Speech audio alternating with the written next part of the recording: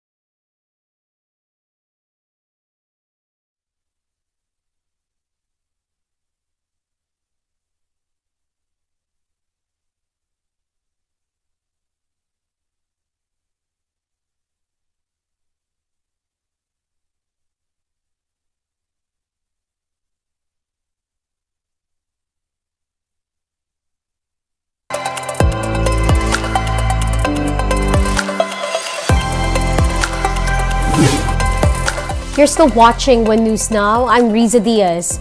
Poultry stakeholders are feeling the brunt of chicken oversupply as demand declines. Shaila Francisco with the details. The Agriculture Department has noted a surplus of chicken for the rest of the year and beyond. Initial data show that even after 2023, the country will still have stock of local chicken good for more than 3 months. For 2023, DA estimates a demand at almost 1.6 million metric tons of chicken, but the current supply is close to 2.1 million metric tons. Despite the oversupply, both consumers and retailers are questioning why chicken prices remain high in markets at 150 to 200 pesos per kilo. Budget ko lang kasi ngayon sa ulam, 100 lang eh. Hindi po siya kaya pagka yung yung pang-adobo, pang-tinula, hindi po siya kaya. Ganun pa rin po, mahal pa rin po yung manok. Wala pa po ako nakikitang mura. Kung oversupply yan, dapat babaan nila. Para yung mararamdaman naman ng mga tendera na mabili kami. The United Broilers Raisers Association or UBRA explains there is an oversupply due to lower demand for chicken. In fact, farm gate prices of the product have started to decline. Based on the group's estimates, retail prices should settle at 150 to 160 pesos per kilo. But instead, traders made up for lower demand by hiking prices.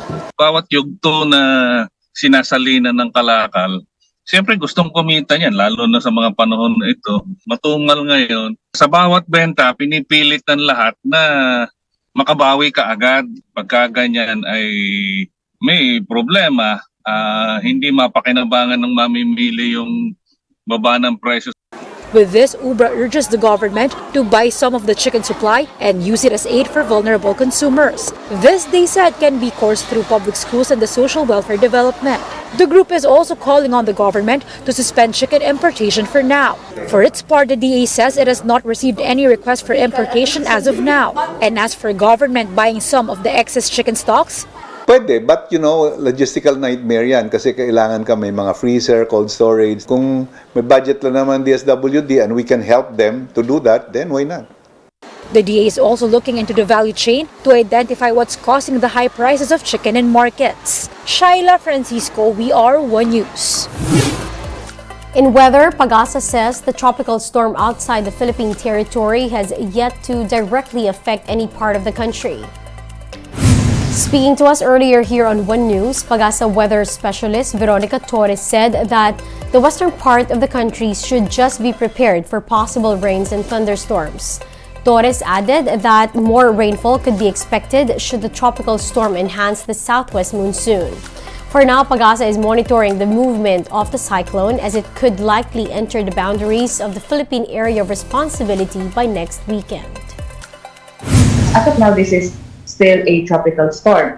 So maybe in the next 24 hours, this will maybe enhance to typhoon category in the next 24 hours. And then in the next 2 to 3 days, it might have rapid intensification and it may become a super typhoon.